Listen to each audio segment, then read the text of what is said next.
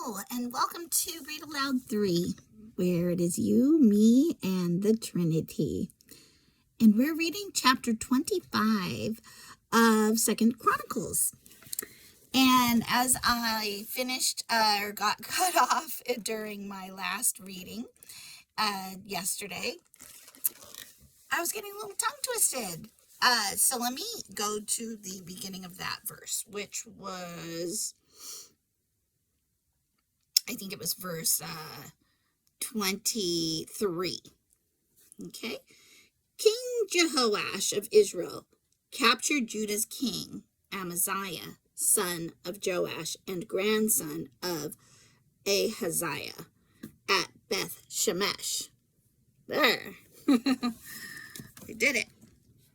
Then he brought him to Jerusalem, where he demolished 600 feet of Jerusalem's wall, from the Ephraim gate to the corner gate. He carried off all the gold and silver and all the articles from the temple of God that had been in the care of Obed-Edom. He also seized the treasures of the royal palace, along with hostages, and then returned to Samaria. King Amaziah of Judah lived on for 15 years after the death of King Jehoash of Israel. The rest of the events of Amaziah's reign, from beginning to end, Amaziah is king of Judah. Or Amaziah of Judah, at least. So I'm going to have to go back and do a little review of what we read. I'm working on my memory skills so that I know what Amaziah's position was as being from Judah. And then it says the rest of the events of Amaziah's reign. Oh, yeah, he's royalty. From beginning to end are recorded in the book of the kings of Judah and Israel. After Amaziah turned away from the Lord, there was a conspiracy against his life in Jerusalem, and he fled to Lachish. But his enemies sent assassins after him, and they killed him there. They brought his body back on a horse, and he was buried with his ancestors in the city of David. Let's go back to remember what was said, I believe, in prophecy in regards to that. So I'm going back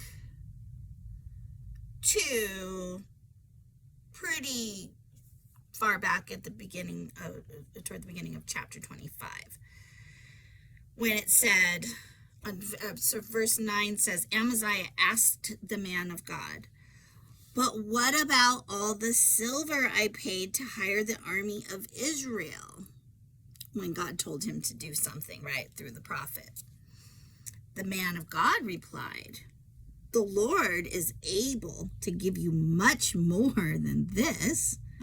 So Amaziah discharged the hired troops. He did this and sent them back to Ephraim. This made them very angry with Judah, and they returned home in a great rage. So I may have made a comment about, doing things in obedience and maybe, against the grain and making others angry. I see Amaziah doing what was pleasing in God's sight there. But it goes on. Then Amaziah summoned his courage and led his army to the Valley of Salt, where they killed 10,000 Edomite troops from Seir. They captured another 10,000, and this is what I believe was prophesied even just ahead of that,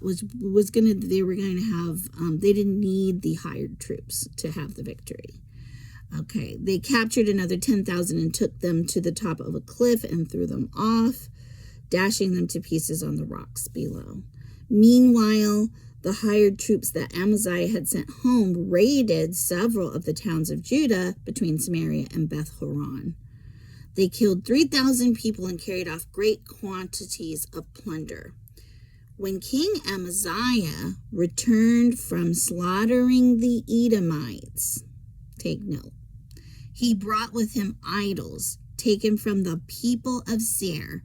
He set them up as his own gods, bowed down in front of them, and offered sacrifices to them. This made the Lord very angry. And he sent a prophet to ask, "Why do you turn to gods who could not even save their own people from you?" Right? But the king interrupted him and said, "Since when have I made you the king's counselor? Be quiet now." So he's definitely the king. "Before I have you killed." Okay, so the prophet stopped with this warning, with another warning. "I know," or I don't know if the last one was a warning, but it was a questioning him. Now he says, he stopped with this warning. "I know that God has determined to destroy you because you have done this and have refused to accept my counsel." Okay, so I just wanted to go back and kind of recap that because, well, I mean, in the beginning of the chapter, it talked about him, Amaziah doing what was pleasing in the Lord's eyes, and then even though he made, I was going to say a mistake, but he hired the additional army, right, that was not needed, because it says, the man of God had said, "Your Majesty," in verse 7, "do not hire more troops from Israel, for the Lord is not with Israel." Okay? "He will not help those people of Ephraim. If you let them go with your troops into battle, you will be defeated by the enemy, no matter how well you fight." Don't be counting on that skill, right? "God will overthrow you, for he has the power to help you or to trip you up." Remember that? So, I just wanted to say, he was just fluctuating, and I guess it just really stands out to me that as much as we can, as people, do things that are pleasing and then turn and, and do things that are so wrong and dishonoring to God, right? So, let's let this be a lesson that, for me, I think if you could do that and just discharge, sometimes I'm that person who is like, "But I spent all the silver." But he say, "But what about all the silver I paid to hire the army, and I'm supposed to let him go?" But he did that. So, it's just one of those things that sometimes you relate to one thing that somebody, you see something hard that someone else did, and you're like, wow, and that's, I think it was noteworthy because, he wasn't all bad, and he had it in him to do the right thing, okay, and to be obedient, but he also had it in him to be very disobedient and to, just all of a sudden become very kind of narcissistic, right? And he was just like, "Who made you the counselor of the king? I'm the king," so it's so easy to forget ourselves in position to God, right? So let's don't do that. Something that I'm listening to right now in an audiobook, and I'm trying to remember the name of it, so I can give it credit. I will bring it up again. I know it's from John Stott, who's a very well-known theologian, and it's the idea is that I liked how it punched that in the Bible Whereas today we learn a lot about the love. It was talking about narcissism. And now we are, as Christians, preaching the love of self oftentimes, where there aren't three in the Bible, even though there is the scripture that says, love others as you love yourself.